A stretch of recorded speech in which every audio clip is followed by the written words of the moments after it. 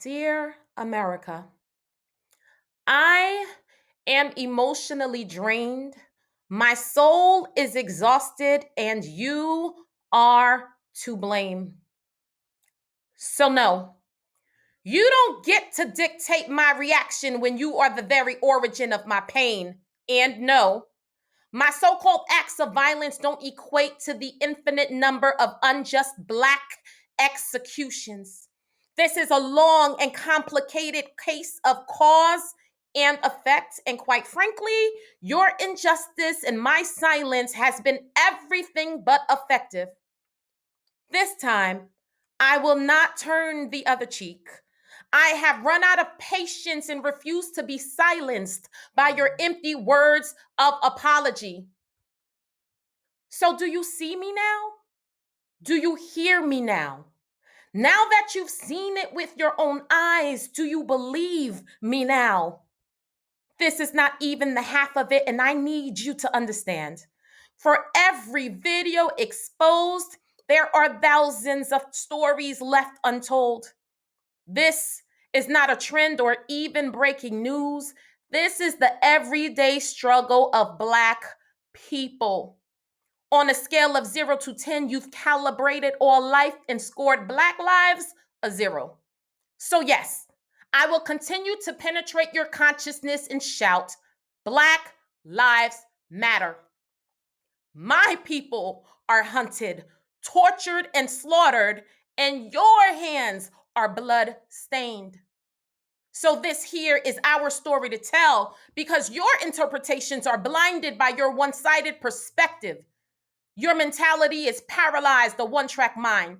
You don't have the capacity to comprehend my experience, my Black life. Your only point of reference is planted in your power. But let me remind you, you are not my master, and I absolutely am not your servant. Your blunt disregard for human life can no longer be ignored.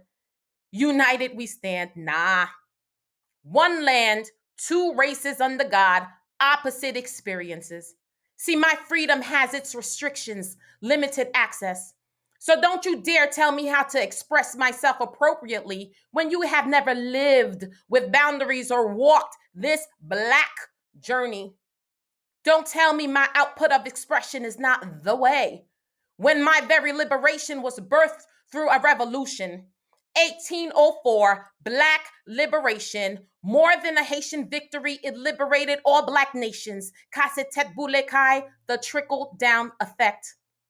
The only language you seem to understand is war. The only time you pretend to listen is when it reaches your front door. So today we say no more. With your weapons and your hate, you have trespassed on private territory, and the Black lives of my people are off limits.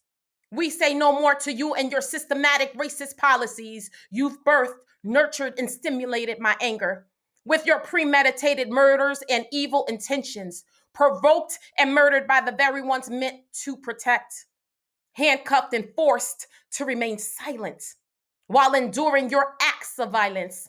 Ironically, you turn and condemn demonstrations of justice? Now, please understand, I'm all for peace and cultivated in love, but you have forced me to the point where my back is against the wall. The ball is in your court. I will no longer compromise my peace in trade of your comfort. Emotions no longer suppressed. My anger is an act of love. My anger is an act of prevention. My anger is an act of protection. My anger is an act of justice. We are distraught, but will never be broken. You do not have permission to break my spirit or cripple my destiny.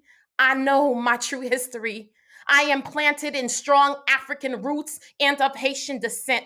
Like you, I am an American citizen, Black and educated, Black and family oriented, Black wife to a Black man, Black mother to two beautiful Black children.